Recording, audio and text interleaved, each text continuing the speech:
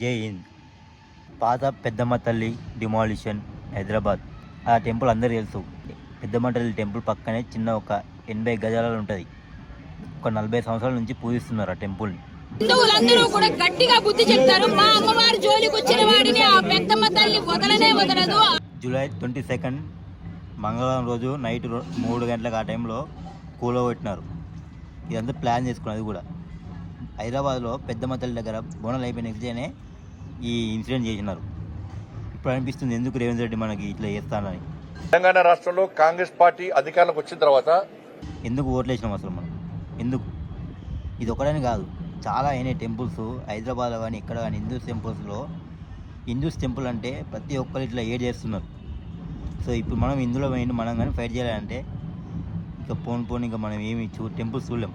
ప్రతి సోమవారం నుంచి శనివారం ఆదివారం వరకు మన టెంపుల్స్ పోతాం రోజు. సో మనకి ఇప్పుడు ఉండాలంటే మనం ఫైట్ చేయాలి, తప్పదు. ఇంకో స్టెప్ వేద్దాం, పోరాడదాం. మనం కానీ ఫైట్ చేయకపోతే మనకి పోను ఇంకా మన టెంపుల్స్ అవ్వపడవు.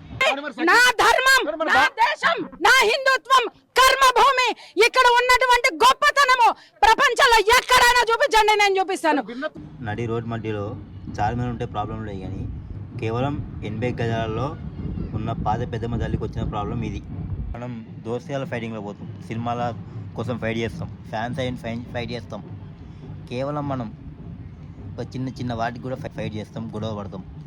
అలాంటిది ఒక హిందూస్ టెంపుల్ అంటే ఎంత పవర్ఫుల్. సో వాటి కోసం మనం గొడవ పడలేమా? చలో. అమ్మ తప్పు నాదయ్యింది, నా పరిహారం నేను చెల్లిస్తున్నా అని చెప్పేసి ఆయన 1,00,000 రూపాయలు ఇచ్చిండు. చిన్ని వేసుకొని చేసుకోవాలనేసి మేమందరం కలిసి దాదాపు 200 టిల్లర్లు. 40 ఇయర్స్ 40 సంవత్సరాలుగా లేని ప్రాబ్లం ఇప్పుడు ఎందుకు వచ్చింది సడన్గా? గుడి మా మామల తండ్రులు పెట్టిరు. ఎందుకు? ఆఖరికి అక్కడ పూజ చేసే వాళ్ళు అడిగారు, మాకు కేవలం ఆ ఒక 80 గజాలు దేవతన్న స్థలం వదిలిపెట్టి మీరు మిగతా మొత్తం ఏం చేసుకున్నారో చెప్పినారు అంత మంచిగా. అయినా కూడా వినలే ఇట్లాంటి వాళ్ళు. చాలా గొప్ప హిందువులు వచ్చి ఫైట్ చేస్తున్నారు.